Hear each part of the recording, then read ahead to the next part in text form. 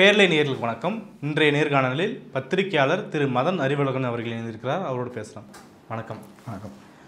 அண்ணாமலை அவர்கள் தனிக்கட்சி தொடங்க போகிறார் அப்படிங்கிறது கடந்த ஒரு வாரமாக பேசுபொருளாகவே இருக்குது.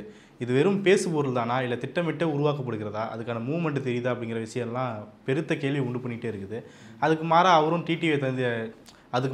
டிடிவி தினகரன் சந்திக்கிறாரு, ரஜினியை சந்திக்கிறாரு, அது மாதிரியான பல குழுக்களும் கொடுத்துட்ருக்கிறாரு. இதை வச்சு தான் அந்த கதைகள்லாம் பேசப்படுது அப்படிங்கிற கேள்வி எழுது. எப்படி புரிஞ்சுக்கிறது? இல்லை, அண்ணாமலையை பொறுத்த வரைக்கும் அவர் தன்னை முன்னிலைப்படுத்தக்கூடிய ஒரு நபர். அவருக்கு இந்துத்துவா சித்தாந்தம் அதெல்லாம் மேட்டரே கிடையாது. அவர் தன்னை முன்னிலைப்படுத்திக்கிறதுக்கு எது வாய்ப்பு கிடைச்சதோ அதை பிடிச்சிட்டு வந்துட்டு அவர் முதல்ல தேமுதிகவில் இருந்தார். அதில் ஏதாவது டெவலப் ஆகணும்னு நினச்சார். அந்த நேரத்தில் ஒரு ஐபிஎஸ் பாஸ் பண்ணி அவர் போயிட்டதுனால லைஃப் அப்படி போயிடுச்சு. இருந்தாலும் அவருடைய அரசியல் ஆசை அப்படின்றது ஒன்று இருந்தது. அதை பிஎல் சந்தோஷ் அவர் மோப்பம் பிடிச்சி பாரதிய ஜனதா கட்சியுடைய தேசிய அமைப்பு செயலாளர். அவர் பெரிய போஸ்டிங் இல்லையா, கிட்டத்தட்ட அதன் தலைவருங்கிறவர் கூட டம்மி தான். கட்சியை கட்டுப்பாட்டில் வச்சுருக்கிறது அமைப்பு செயலாளர் தான். ஆர்எஸ்எஸ் உடைய நேரடி கட்டுப்பாட்டில் இருக்கக்கூடிய நபர். அவர் கட்டுப்பாட்டில் கட்சி வச்சுருப்பாங்க. அப்போ அவரும் இவரும் சேர்ந்து ரொம்ப நெருக்கமாக மாறிட்டாங்க. சந்தோஷுக்கு கர்நாடகாவில் முதலமைச்சர் ஆகணுங்கிற ஆசை முன்னாடி இருந்தது. அப்போ எடியூரப்பா கவர்மெண்ட்டை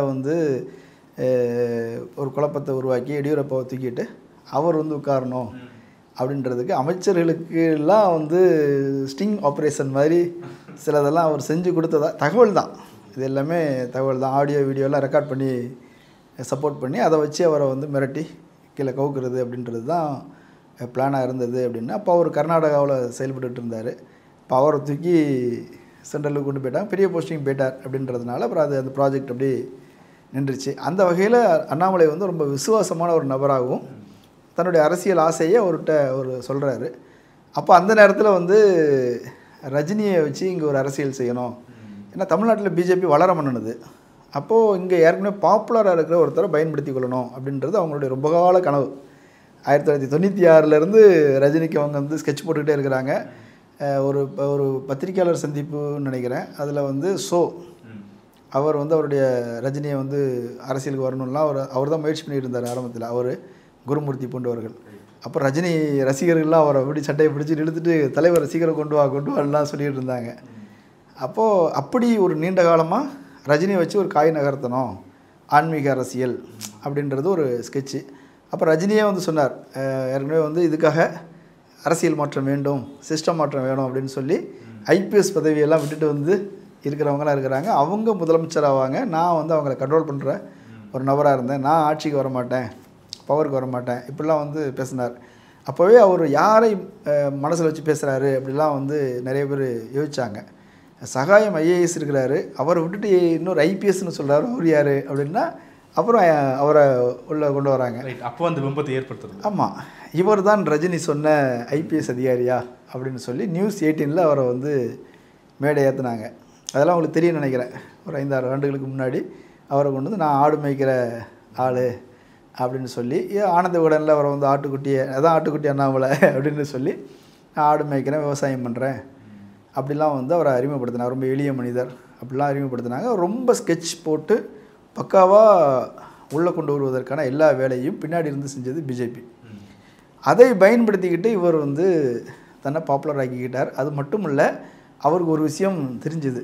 வழக்கமாக எச்ராஜாபாணி அரசியல் அப்படிங்கிறது இங்கே எடுபடாது அப்படின்றத அவர் கணிச்சிட்டார். அதுக்கப்புறம் தான் பிளாக்மெயில் அரசியலுங்கிறது வேறு. அவர் என்னென்னா பாப்புலர் அரசியல் அப்படின்னு ஒன்று இருக்குது. பாப்புலிசம்னு சொல்லுவாங்க. ஆக்சுவலாக ஒரு 40-50களுக்கு பின்னாடி ஒரு சித்தாந்த அரசியல், கொள்கை சார்ந்த அரசியல்னு ஒன்று உலகம் முழுக்க அது உருவாகி வந்தது. அது 2ஆம் உலகப் போருக்கு முன்னாடி இருந்து ஆரம்பித்து 2ஆம் உலகப் போருக்கு பின்னாடி ஒரு தீவிரம் அடைஞ்சு உலகம் முழுக்கவே அது இடதுசாரி சித்தாந்தமோ, தேச விடுதலை சித்தாந்தமோ, ஜனநாயகத்துக்கான மதசார்பற்ற அரசியல், இப்படி பல்வேறு லட்சியவாத கொள்கை கொண்ட ஒரு தலைமுறை உருவாகி வந்தது. 80களுக்கு பிறகு அதுக்குள்ளே பிளவு ஏற்பட்டு பாப்புலாரிட்டியை வச்சு அரசியல் செய்கிறதுங்கிற ஒரு போக்கு உலகளாவிய அளவில் உருவாகி வந்தது. அமெரிக்காவில் கூட சினிமா நடிகர்கள் ஜனாதிபதியான வரலாறு உண்டு. அப்படி தமிழ்நாட்டில் எம்ஜிஆர், ஆந்திராவில் என்டிஆர், இந்த மாதிரி சினிமா பிரபலங்கள் அல்லது ஏதோ ஒரு துறை சார்ந்த பிரபலங்கள், இம்ரான்கான் ஜெயிச்சு வந்தது. கிரிக்கெட்டில் ஒரே ஒரு விஷயந்தான், அவர் பவுலிங் போட்டார், கேப்டனாக இருந்தார், வேர்ல்டு கப் ஜெயிச்சார், அரசியலுக்கு வந்துட்டார். அதுபோல் ரஜினியை வந்து கொண்டு வருவது அப்படின்றதெல்லாம் அந்த பாப்புலாரிட்டி சார்ந்த ஒரு அரசியல், பாப்புலாரிட்டியை வச்சு அரசியல் செய்வது. அதில் சக்ஸஸ் பண்ண 2 பேர் தான் எம்ஜிஆர், என்டிஆர். அப்போ தன்னை பாப்புலர் ஆக்கிறதுக்கு என்ன செய்யணும் அப்படின்னு சொல்லி Annamalai fan boys, Annamalai fans club, இந்த ஃபேஸ்புக்கில் வந்து நீங்கள் இந்த ஃபேஸ்புக் ஐடியெல்லாம் பார்த்துருப்பீங்க, பேஜஸ்லாம் பார்த்துருப்பீங்க. இந்த மாதிரி பேஜில் அவர் அண்ணாமலை யார் தெரியுமா, ஒரு சிங்கம் அப்படின்னு அவரை புகழ்ந்து அவங்களே அவங்களுடைய வார் ரூமில் உள்ள ஆட்களை வச்சு எழுத வச்சு அந்த பஸ் பயணம் போகும்போது கூட நிறைய ஆமாம் அப்படி தன்னைத்தானே விளம்பரப்படுத்தி பாப்புலர் ஆக்கி ஒரு இமேஜை பில்ட் பண்ணி இவரை விட்டால் நாதியே இல்லை, இவர் தான் அந்த உலகத்தை மீட்க வந்த பரமாத்மா அப்படி என்பது போல் தலைவராக இருக்கும்போது சரியா இருக்கும். ஆமாம், அதுதான் அவருடைய இதெல்லாம் வரைக்கும் பிஜேபிக்கு ரொம்ப ஹாப்பி. தமிழ்நாடு அரசியலில் பிஜேபியை வந்து ஒரு பிரதான களத்துக்கு கொண்டு வந்துட்டார், தினசரி செய்திகளில் விவாதத்துக்கு கொண்டு வந்துட்டார் அப்படின்னு சொல்லி அண்ணாமலை மேலே ஒரு நன்மதிப்பு. ஆனால் பின்னாடி அவர் இன்னொன்று என்ன செஞ்சுக்கிட்டு இருந்தார் அப்படின்னா, இந்த பில்டப்லாம் செய்கிறதுக்கான ரிசோர்ஸ் வேணும் இல்லையா, எக்கனாமிக்கல் ரிசோர்ஸ், வார் ரூமுக்கான ரிசோர்ஸு, ஐடி விங்கான ரிசோர்ஸு, இது எல்லாமே இவர் ஒரு பெரிய வசூல் வேட்டையின் மூலமாக, ஆருத்ரா வசூல் வேட்டை, இப்படி எல்லா வகையான இல்லீகல் கோல்டு கடத்தல் வரைக்கும் அதில் வந்து சம்மந்தப்பட்டிருக்கிறாருன்னு சொல்கிறாங்க. அதெல்லாம் வந்து பெரிய பிரச்சனையாச்சு. ஏர்போர்ட்லேயே வந்து ஒருத்தர் சிக்கி அவரை காப்பாற்றுறதுக்கு அண்ணாமலையை டைரெக்டாக ஃபோன் பண்ணி பேசினாருங்கிற வரைக்கும் அது வந்து சர்ச்சையாச்சுது.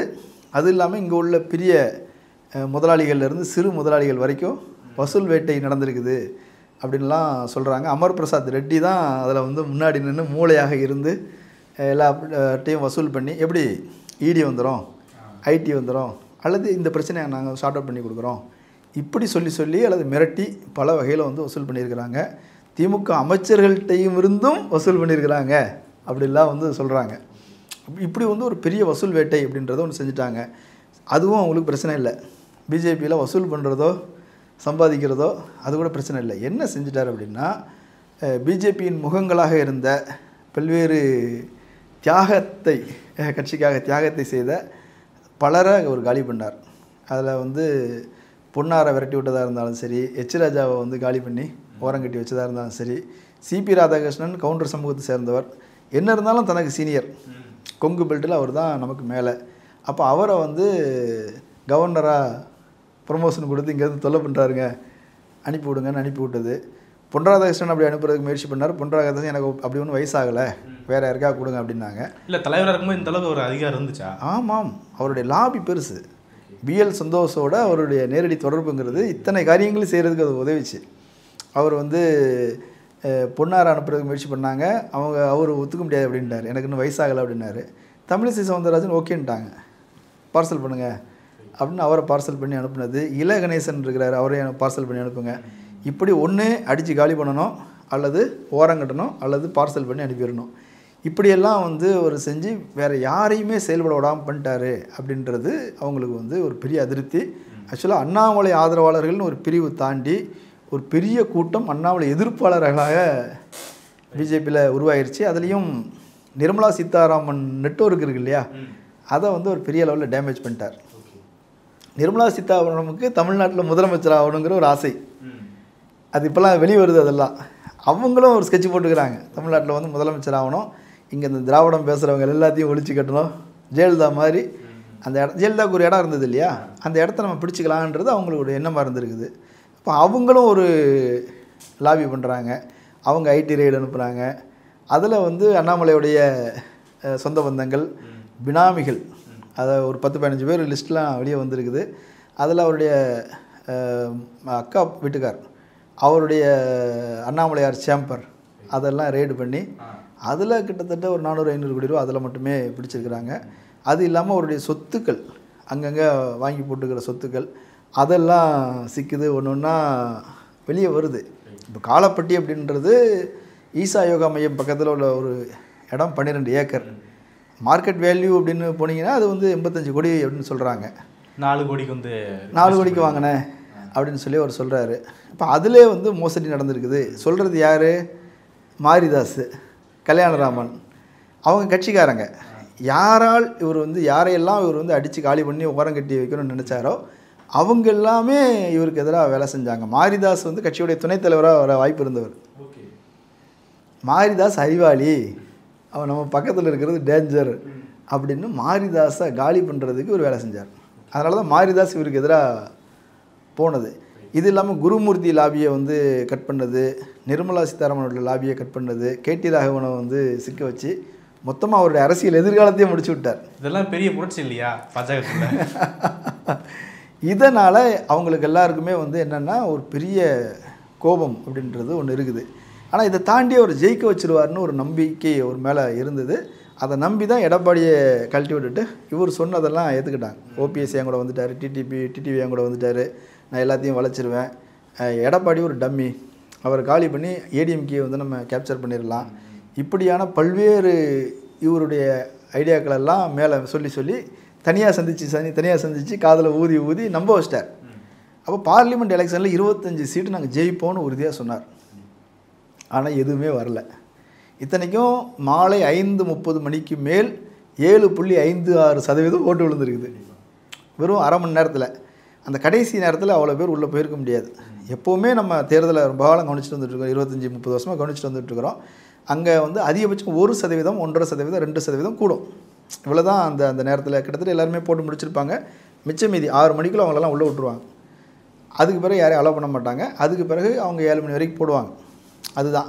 ஆனால் அது 7.56% அதிகமாக இருக்குதுங்கிறதே தமிழ்நாட்டில் வந்து ஒரு பெருசாக ஓட்டு திருட்டு நடந்திருக்குது அப்படிங்கிற சர்ச்சை கூட இருக்குது. அப்படி இருந்தும் கூட அது யாருக்கு வந்திருக்கோங்கிறத நம்ம அனுமானிச்சிக்கலாம். அது 18%க்குள்ளே அது வந்திருக்கும். இல்லை, அந்த விஷயத்தில் அந்த தேர்தலில் வந்து பல்வேறு இடங்களில் வந்து 2வது இடம் வந்தாங்க. அதிமுக டெபாசிட் இழக்கிறது. ஆமாம். அதில் இன்னொன்று அண்ணாமலைக்கு ப்ளஸ் இல்லையா?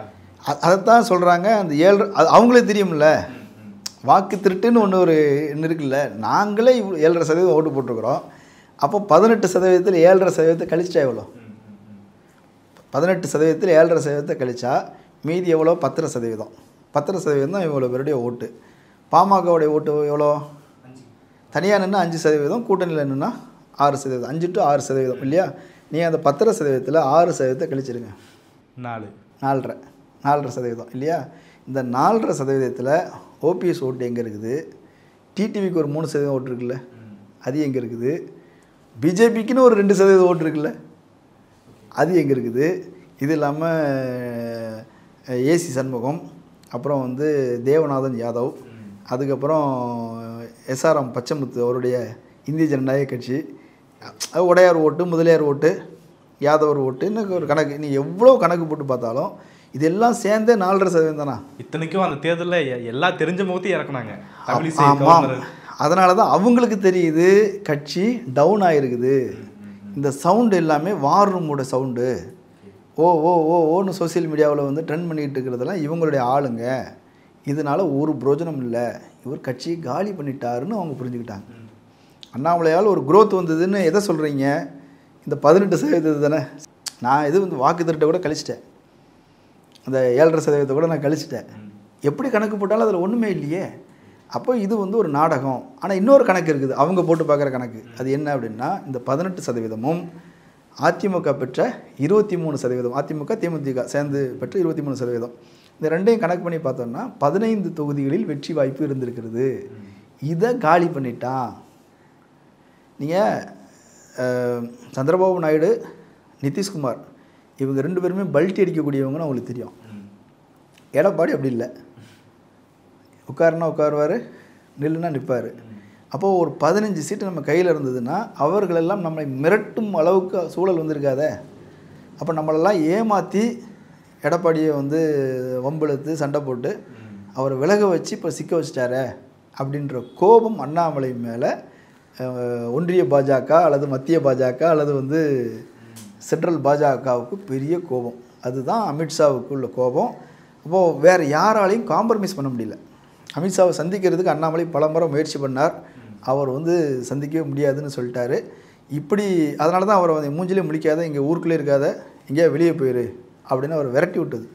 அவர் படிக்க போகிறேன்னு லண்டன் போனார் இல்லையா, அது படிக்க போனதில்லை, அவரை வந்து மூஞ்சில் முழிக்காத அப்படின்னு அவரை ஓரம் கட்டி வச்சு கட்சியை கட்டுப்பாட்டில் எடுக்கிறதுக்கான ஒரு ஸ்பேஸ் வேணும் அப்படின்றதுக்காக எச் ராஜா, தமிழிசை சவுந்தரராஜன் அவங்களாம் மறுபடி உள்ளே வந்து அவர் அண்ணாமலை அங்கே போயிட்டு ரிட்டர்ன் ஆனது பிறகு கூட அவங்களுக்கு தமிழ்நாடு பாஜக அவங்களுடைய மத்திய குழு கூடிச்சு.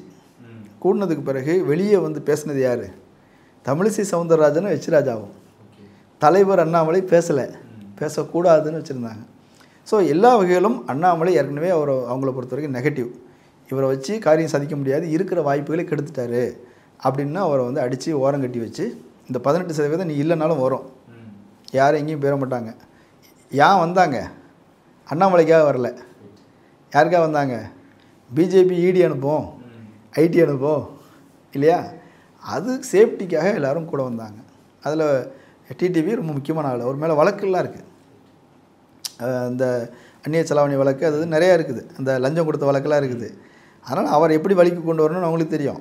இப்போ சசிகலா வந்து 450 கோடி ரூபாய்க்கு ரைஸ் மில் வாங்கினாங்க அப்படின்னு சொல்லி ஒரு வழக்கு போட்டுக்கிறாங்கல்ல.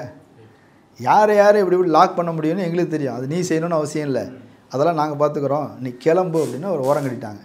ஸோ அவர் தன்னுடைய எதிர்காலம் முடிஞ்சு போச்சுன்னு அவர் தெரிஞ்சிச்சு. சென்ட்ரலில் வந்து ஒரு போஸ்டிங் போட போகிறோம், தேசிய அளவிலான ஏதாவது பதவி போட போகிறோம் அப்படிலாம் சொன்னது எதுக்காக அப்படின்னா அண்ணாமலைக்கு ஏமாத்துறதுக்காக சொல்லலை. ஏன்னா அண்ணாமலை ஏமாற மாட்டார். அவருக்கு தெரியும் திருட்டை கண்டுபிடிச்சிட்டாங்க, நம்ம ஏமாத்துனது தெரிஞ்சு போச்சு, இதுக்கு மேலே நம்ம கேரியர்லாம் அவருக்கு தெரியும். ஆனால் அண்ணாமலை ஃபேன் பேஸ்னு ஒன்று உருவாகி இருந்ததில்ல, ஒரு இமேஜை உருவாக்கி பிஜேபிக்குள்ளேயே ஒரு பாதி பேரை தனக்கு ஆதரவாக மாற்றி வச்சுருந்தாங்கல்ல, அவங்கள சமாதானப்படுத்துறதுக்காக அண்ணாமலை வந்து ஒரு பிஎம் மெட்டீரியலு, அவர் வந்து 2 மாநிலத்துக்கு முதலமைச்சராக இருக்கிறதுக்கு தகுதி உள்ளவர் அப்படியெல்லாம் சொல்லி அவங்கள சமாதானப்படுத்தி அப்படி நைஸாக தூக்கி ஓரம் கட்டிட்டாங்க. அண்ணாமலை அப்போவே முடிவு பண்ணிட்டார், நமக்கான பேஸ் ஒன்று உருவாக்கிட்டோம், எக்கனாமிக்கலாகவும் நம்ம வந்து நமக்கான ஒரு பேஸை வந்து உருவாக்கிட்டோம். 2000-3000 கோடி ரூபாய்க்கு மேலே அவருக்கு சொத்து சேர்த்தாச்சு. இனி கட்சியை ரன் பண்ணுறதுக்கான பேஸ் வந்துடுச்சு, கூட்டணி வைக்கிறதுக்கான வாய்ப்புகளும் இருக்குது. எங்கெல்லாம் வாய்ப்பு இருக்குது? டிடிவி, ஓபிஎஸ், செங்கோட்டையன் இவங்க மட்டும் இல்லை, இந்த சின்ன சின்ன கட்சிகள் மட்டும் இல்லை, சீமான் வரைக்கும் அவங்க பேசி வச்சுருக்கிறாங்க. ஓகே, சீமான் வந்து முதலமைச்சர் வேட்பாளர் அப்படி சொல்லி சீமான் உள்ளே கொண்டு வந்துடலாம். ஏன்னா சீமான் வந்து துணை முதல்வர்னு சொன்னாலும் வரமாட்டார். ஆனால் நீ தானே முதலமைச்சர்னு சொன்னால் வந்துடுவார். சரியா? மீதி இவங்களெல்லாம் நம்ம கையில் வச்சுக்கலாம், சீமானையும் கையில் எடுத்துக்கலாம் அப்படின்னு அவருக்கு ஒரு கணக்கு. அப்படியே இல்லைனாலும் கூட விஜயோடையும் பேசிக்கிட்டு இருக்கிறாங்க. சீமானுங்கிறது பழைய கதை. விஜய் வந்ததுக்கு பிறகு இப்போது சமீப காலங்களில் வந்து நிறைய கருத்து கணிப்புகள்லாம் வருது. அவருக்கு வந்து 10% மேலே வாக்குகள் வருவதற்கு வாய்ப்பு இருக்குது. ஒரு கூட்டங்கள் பார்க்குறாங்க, சமூக ஊடகங்கள்லேருந்து மெயின்ஸ்ட்ரீம் மீடியா வரைக்கும் அவரை வந்து கவர் பண்ணுறாங்க. விஜயோடைய கட்சி பாட்டையே போட்டு அவருடைய கட்சி சேனல் மாதிரியே நடத்துகிறாங்க. அப்போ இதெல்லாம் பார்த்துட்டு அவருக்கு ஒன்று புரியுது, ஓகே விஜயை வந்து முன்னிறுத்தி அப்படி போகலாம் அப்படின்றது இன்னொன்று. இதெல்லாம் தாண்டி அவர் என்ன நினைக்கிறார் அப்படின்னா, பிஜேபி தமிழ்நாட்டில் செல்படுக்காது அப்படின்னு அவர் உறுதியாக நம்புகிறார். ஏன்னா இங்கே தேசிய கட்சிகள் வளர்வதற்கான பேஸே இல்லை. இங்கே எவ்வளோ முக்குனாலும் நீங்களே பாருங்கள், அண்ணாமலை லைம்லைட்டில் இருந்தார், தினசரி விவாத பொருளாக இருந்தார், அவர் என்னெல்லாம் பேசுகிறாரோ அதெல்லாம் சர்ச்சையாகிட்டே இருந்தது. அப்படி இருந்துமே அவங்களுக்கு அந்த 3% தான் வந்திருக்குது. மொத்தம் அந்த 3% சொல்கிறாங்க இல்லையா, அந்த 3% தான் வந்திருக்குது. அதுக்கு மேலே இல்லை அப்படின்னா இதுக்கு மேலே வளருவதற்கு அது அவருக்கும் தெரியும்ல, பிஜேபி பிராண்டில் வளருவதற்கு வாய்ப்பு இல்லை. இப்போது இண்டிபெண்ட்டாக நாம் வளர்வதற்கு வாய்ப்பு இருக்குது. ஆனால் அதில் ஒரு தடை இருக்குது. அது என்ன தடை அப்படின்னா, தன்னுடைய பேஸ் வந்து கவுண்டர் பேஸு. கவுண்டர் பேஸில் யார் டாப்பில் இருக்கா? பெரிய கவுண்டர் எடப்பாடி. சரியா? இப்போ பெரிய கவுண்டரை காலி பண்ணால் தான் அண்ணன் எப்போ சாவார், திண்ணை எப்போ காலியாகும் அப்படின்னு எடப்பாடியை காலி பண்ணுறதுக்கு அவர் வந்து பிளான் பண்ணுறார். எடப்பாடியை ஏற்கனவே காலி பண்ணணும்னு யாருடைய விருப்பம்லாம் இருக்குது? டிடிவிக்கு இருக்குது, ஓபிஎஸ்க்கு இருக்குது. செங்கோட்டையனுக்கு இது பெரிய விருப்பம்லாம் கிடையாது. செங்கோட்டையனை யூஸ் பண்ணிக்கிறாங்க, மற்றபடி அவர் லீடர்லாம் கிடையாது. ஆமாம், அவருக்கு பெரிய செல்வாக்கெல்லாம் அவனுக்கு இப்போ ஓரம் கட்டி வச்சுட்டு வேறு நிர்வாகிகள் போட்டாங்க, அவ்வளோதான். அவங்க ஆளுங்கள்லாம் மறுபடியும் இபிஎஸை பார்க்குறதுக்கு வந்துட்டாங்க. கொஞ்சம் பேர் பின்னாடி போயிருப்பாங்க, மேக்ஸிமம் வந்துட்டாங்க. ஓட்டெல்லாம் போகாது. அவர் செல்வாக்கெல்லாம் கிடையாது, 77 வயசு ஆச்சு. இதுக்கு மேலே அவர் என்ன அரசியல் பண்ண போகிறார்? அதனால் அதெல்லாம் இல்லை. அப்போது டிடிவி, ஓபிஎஸ் இவங்க 2 பேருக்குமே இபிஎஸை காலி பண்ணணும் அப்படிங்கிற நோக்கம் இருக்குது. ஸோ எதிரிக்கு எதிரி நண்பன். இவரை பொறுத்த வரைக்கும் முக்குளத்தூரில் அது லாபம். யார்? டிடிவியும் ஓபிஎஸும் லாபம். இப்போ கூட பாருங்கள், போன தேர்தலில் ஓபிஎஸ் வந்து ராமநாதபுரத்தில் 33% வாங்கியிருக்கிறாரு. எதுவும் பலாப்பழ சின்னத்தில் வாங்கியிருக்கிறாரு. 12 பன்னீர்செல்வம் போட்டி போட்டு. ஆமாம். ஸோ அவர் வந்து ஒரு முதலமைச்சராக இருந்தவர் இல்லையா, அந்த சமூகத்தில் வந்து நம்முடைய சமூகத்திலிருந்து ஒருத்தர் முதலமைச்சராக இருக்கிறார், 3 முறை முதலமைச்சராக இருக்கிறாருங்கிற ஒரு இது இருக்குது. ஆக்சுவலாக அந்த இமேஜ் வந்து சசிகலாவுக்கு கூட கிடையாது. முக்குளத்தூர் சமூகத்தில் அந்த இமேஜ் சசிகலாவுக்கு டிடிவிக்கு கூட கிடையாது, ஓபிஎஸ்க்கு உண்டு. அப்போது ஓபிஎஸ் டிடிவி கையில் கட்சி வச்சுருக்கிறார். பணத்துக்கு சொல்ல தேவையில்லை. முன்னாள் முதல்வர் ஜெயலலிதாவுடைய பெரும் சொத்து அவருடைய கட்டுப்பாட்டில் தான் இருக்குது. உலகம் முழுக்க விதைச்சி போட்டு வச்சுருக்கிறார். அப்போ பணத்துக்கு பிரச்சனை கிடையாது. இந்த பக்கம் எடப்பாடியை காலி பண்ணி நம்ம வந்துடணும். அந்த பக்கம் அவங்களுக்கு ஒரு கணக்கு இருக்குது. எடப்பாடியை காலி பண்ணுறது மட்டும் இல்லை, அங்கே வந்து பிஜேபியோடைய தலைவராக நயினார் நாகேந்திரன் வந்தது இவங்க 2 பேர்த்துக்கு ஒரு பெரிய பிரச்சனை. நம்முடைய சமூகத்தில் நாம் தான் டாப்பில் இருக்கிறோன்னு நம்பிக்கிட்டு இருந்தாங்க அவங்க. இப்போ அதுலேயும் குறிப்பாக ஓபிஎஸ் வந்து மறவர் சமூகத்தை சேர்ந்தவர். முக்குளத்தூரில் அகமுடையார், மறவர், கல்லர்னு உண்டு. இவங்க வந்து கல்லர். யார்? டிடிவி, சசிகலா, டிடிவி இவங்கெல்லாம் கல்லர் சமூகத்தை சேர்ந்தவங்க. மறவர் சமூகத்தில் அவர். அப்போ அங்கேருந்து ஒருத்தர் எம்ஏஜ் ஆகி வர்றது, ஃப்யூச்சரில் தலைவராக வருவதற்கான ஒரு வாய்ப்புகள் இருக்குது அப்படின்னு சொன்னால் ஒரு கம்யூனிட்டி பின்னாடி போயிடுச்சுன்னா என்ன பண்ணுறது? அது ஒரு அச்சம் இருக்குல்ல. எப்படி பொன்னார் பின்னாடி வந்து கன்னியாகுமரியில் ஒரு ஒரு ஒரு திரட்சி ஒன்று இருக்குதோ, நாடார் பேஸ் அப்படின்னு ஒரு திரட்சி இருக்குதோ, அதை வச்சு அவங்க தமிழ்நாடு முழுக்கவே நாடார்களை வந்து ஒருங்கிணைச்சாங்க. அப்போ அது நடந்துருச்சு அப்படின்னா இவங்களுடைய இருத்தலுக்கு கேள்விக்குறியாயிரும். ஏன்னா ஓபிஎஸ் பொறுத்தவரை இப்போ கட்சி இல்லை. அவர் யார் எனக்கே தெரியல. அவர் வந்து அரசியல் என்ன வேணால் நடக்கலான்றார். ஏன்னா அவருக்கும் தெரியாது. அவர் வந்து அண்ணாமலையும் பார்ப்பார், டிடிவியும் பார்ப்பார், சசிகலாவும் பார்ப்பார், ஸ்டாலினையுமே பார்ப்பார் இல்லையா? ஸ்டாலின்கிட்டே அவர் பேசுகிறார், ஏதாவது சீட்டு கொடுங்க, அமைச்சர் பதவி கொடுப்பீங்களா, நான் வர்றேன். அவருக்கு அங்கே அது ஒரு பேச்சு போயிட்டு இருக்குது. இப்படி அவர் நிலைமை பரிதாபமாக இருக்குது. இப்போ இதை எல்லாமே பயன்படுத்திக்கிட்டு நம்ம எம்ஏஜ் ஆகி வந்துடணும் அப்படின்றது அண்ணாமலைய திட்டம். ஜனநாயக பிஜேபி அப்படின்னு சொல்லி ஒரு கட்சியை வந்து அவர் வந்து ஜனநாயக பல பேர்கள் இருக்குது, அதில் இது ஒரு பேர் லீக் ஆகிருக்குது. கட்சி ஆரம்பிக்கிறது ரொம்ப ஈஸி. இப்போ பதிஞ்சிட்டு வந்துடலாம், ஈஸியாக பதிஞ்சிட்டு வந்துடலாம். கூட்டணி வரைக்கும் அவர் ரெடி பண்ணி வச்சிட்டார். பணம் செலவு பண்ணுறதுக்கான ஆட்களும் இருக்கிறாங்க. ஓபிஎஸ், டிடிவி ஆட்களும் இருக்கிறாங்க. இன்னும் தேவைன்னா கூட அவர் வந்து கவுண்டர் பெல்ட்டில் நம்மால் ஒருத்தர் வந்து முன்னாடி வராரு அப்படின்னு கூட அவரை திரட்டிட முடியும். விஜயோட கூட்டணி சேர்ந்துட்டோன்னா அல்லது சீமானோட கூட்டணி சேர்ந்துட்டோம் அப்படின்னா மிச்சம் மீதி இருக்கிறத அவன் கணக்கு போடுறது என்னென்னா, அந்த இடத்துல இப்போ 2 கேள்வி இருக்குது. ஒன்று கூட்டணி சார்ந்தது, ஒன்று மக்கள் சார்ந்தது. கூட்டணியில் வந்து இப்போ விஜய்க்கோ சீமானுக்கோ அப்ரோச் பண்ணுறாருன்னா, அண்ணாமலைன்றது பிஎல் சந்தோஷோட ஒரு ப்ராடக்டாக, இந்துத்துவாவோட ப்ராடக்ட்னு ஒன்று இருக்கும்ல, அந்த ஐடென்டிட்டியை வந்துட்டு அந்த கட்சிகளை பாதிக்காதா? அவங்க யோசிக்க மாட்டாங்கன்னு ஒன்று இருக்குது. சீமான் பிஜேபியோடைய பி டீம் அப்படின்ற பிராண்டு போய் சேர்ந்த பிறகு தான் அவர் 8% வாக்கு வாங்கியிருக்கிறார் இல்லையா? அதனால் அவங்களுக்கு பிரச்சனை இல்லை. ஸோ நெகட்டிவான இது எல்லாமே தாண்டி அவருக்கு வந்திருக்குது. இத்தனைக்கும் அண்ணாமலையும் சீமானும் ரொம்ப நெருக்கம்.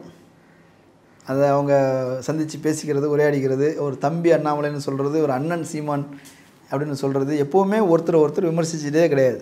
தெரியும் இல்லையா? பிஜேபி என்பது மனிதகுல விரோதி, தம்பி அண்ணாமலை அப்படிம்பார்.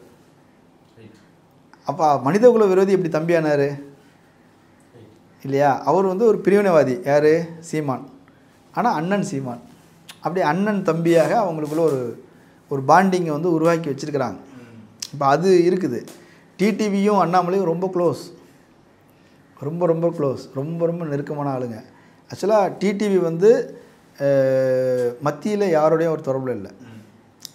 நீங்கள் வந்து இவருக்கு இருக்கார் இல்லையா, நம்ம தமாகா, அவருக்கு ஒரு லாபி உண்டு, ஓபிஎஸ்க்கு ஒரு லாபி உண்டு. ஆனால் இவருக்கு எந்த லாபியுமே கிடையாதுங்க. இவருக்கு ஒரே கான்டாக்ட் அண்ணாமலை மட்டும்தான். ஸோ எல்லாருமே இப்போ என்ன அப்படின்னா, அண்ணாமலை கட்சி ஆரம்பிச்சிட்டாருன்னா அவரோட அசோசியேட் ஆகிக்கணும், ஆகிட்டு அடுத்தது ஒரு பிளான். அவங்க என்ன அரசியல் செய்ய முடியும் அவங்களால? எடப்பாடியை காலி பண்ண முடியும். ஓகே, எடப்பாடியை காலி பண்ணிட்டோம் அப்படின்னாலே கட்சியை வந்து டேக் ஓவர் பண்ணிடலாம் அப்படின்றது ஓபிஎஸ் உடைய எண்ணம், டிடிவியோட எண்ணம். அண்ணாமலைக்கு அது அவருடைய கவுண்டர் பேஸை அவர் டேக் ஓவர் பண்ணிக்கலாம். எடப்பாடியை காலி பண்ணிட்டோன்னா அந்த பேஸில் இவர் உட்காந்து. அவங்களாம் தனி கட்சினா, தனி ஒரு அணினா, அதுக்கு நடுவில் பாஜக இருக்குல்ல, பாஜக இவங்க ஓவர்டேக் பண்ணும்ல. இப்போ பிரச்சனையே பாஜக தான். பிஎல் சந்தோஷ் வந்து அண்ணாமலை டெங்கு காய்ச்சலில் இருக்கிறேன்னாரு. எதுக்கு? அவங்களுடைய திங்க் டேங்க் மீட்டிங் ஒன்று நடந்தது இல்லையா, பீச்சில், மகாபலிபுரம் அங்கே அந்த பக்கத்தில் நடந்தது. அதில் வந்து கலந்துக்கிறதுக்கு இவரை சொல்லியிருந்தாங்க. கிட்டத்தட்ட ஒரு 3 கூட்டங்களை அவர் புறக்கணித்தார். அமித்ஷா தலைமையிலான ஒரு கூட்டத்தில் புறக்கணித்தார். டெல்லிக்கு வாங்கன்னா போக மாட்டார், எனக்கு இங்கே கல்யாணம் நிறையா நிகழ்ச்சிகள் இருக்குது, ஆனால் நான் அதில் கமிட் ஆகிருக்கிறேன்னா அதனால் நான் போக முடியாது, ரொம்ப சொந்த பந்தங்கள் உறவுகள் அப்படிலாம் சொல்லிட்டாரு. நீங்கள் என்ன முடிவு எடுக்கிறீங்களோ அதுக்கு நான் கட்டுப்படுறேன்னா அப்படின்னாரு. ஆக்சுவலாக அப்படிலாம் கிடையாது. நான் வந்து உங்களுக்கு கட்டுப்படலை, நான் தனி கட்சி ஆரம்பிக்க போகிறேன், இதுதான் மெசேஜ். இதை வந்து ரஜினியை பார்த்து இவர் பேசியிருக்கிறார். ஐயா, நான் வந்து இந்த மாதிரி கட்சி ஆரம்பிக்க போகிறேன், உங்களுடைய ஆசீர்வாதம் வேணும், நீங்கள் ஆதரிச்சிங்கன்னாலே எங்களுக்கு வந்து பாதி செல்வாக்கு வந்துடும் அப்படின்னு சொல்லி கேட்டுக்க. அப்படி அவர் பிஎல் சந்தோஷ் ஆளு தான் அப்படின்றது இவருக்கு தெரியணும்ல. அவர் என்ன பண்ணிட்டாரு, ஃபோன் பண்ணி சொல்லிட்டாரு, இது மாதிரி பிஜேபியில் ஒரு பெரிய பிரச்சனை உருவாகிறது, கட்சியை உடைக்கிறதுக்கு ஒரு அண்ணாமலை வேலை செஞ்சுக்கிட்டு இருக்கிறாரு, ஆபத்து, சீக்கிரம் வந்து பாருங்கள் அப்படின்னு சொல்லி அவர் தகவல் சொல்ல, அவங்க அலறி ஏற்கனவே ஒரு அதுக்கான ப்ராசஸில் இருக்கிறாருன்னு தெரிஞ்சு தான் அவருடைய சொத்துக்கு எல்லாத்தையும் தன்னுடைய கட்டுப்பாடுகளை வந்து கொண்டு வந்துட்டாங்க, எல்லாத்தையும் கண்காணிப்புகள் கொண்டு வந்துட்டாங்க. வருமான வரி அது இது எந்த நேரத்துலையும் ஒரு தூக்குறதுக்கான வாய்ப்பு இருக்குது அப்படிங்கிற அளவுக்கு ஒரு நெருக்கடி கொடுத்து வச்சுருக்கிறாங்க. ஆனாலும் ஒரு முடிவு எடுத்துட்டார் இதை தாண்டி அப்படின்ன உடனே பிஎல் சந்தோஷ் வந்திருக்கிறாரு. வீட்டுக்கே போய் அவரை மிரட்டி கூட்டு வந்திருக்கிறார்.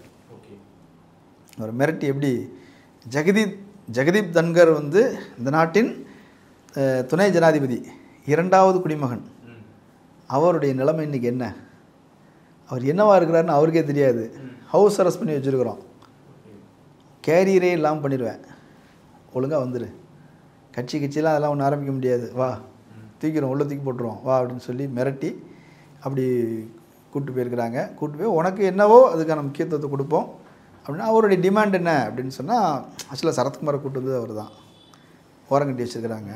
அதுக்கப்புறம் கன்னியாகுமரியில் ஒரு விஜயதரணி, அவங்கள கூப்பிட்டு வந்தது இவர் தான், அவங்களுக்கு எந்த பதவியும் கொடுக்கல. ஆக்சுவலாக அண்ணாமலை ஆதரவாளர்கள் யாருக்கும் உள்ள பதவி கொடுக்கல. இன்னொன்று, அண்ணாமலை மூலமாக கொண்டு வந்த கூட்டணி கட்சிகளுக்கும் முக்கியத்துவம் இல்லை. இதுதான் என்ன, அதன் பொருள் என்ன, நீ எல்லாம் ஒன்றும் இல்லை, நீ கொண்டு வந்ததும் எங்களுக்கு வேஸ்ட்டு அப்படிங்கிற மாதிரி நடத்துகிறாங்க அப்படின்றது தான் அண்ணாமலைக்கு ஒரு, அது ஈகோவை டச் பண்ண மாதிரி.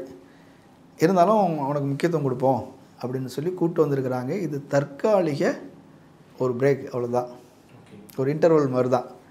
அண்ணாமலை அதில் தங்குவார்னு சொல்கிறதுக்கு இல்லை, எப்படினாலும் சரி வெளியே போய் தனி கட்சி தொடங்குவதற்கு நிறைய வாய்ப்புகள் இருக்குது. அது சக்ஸஸ் ஆகுமா, ஏன்னா பிஜேபியிலேருந்து வெளியே வந்த யாருமே சக்ஸஸ் ஆனது கிடையாது.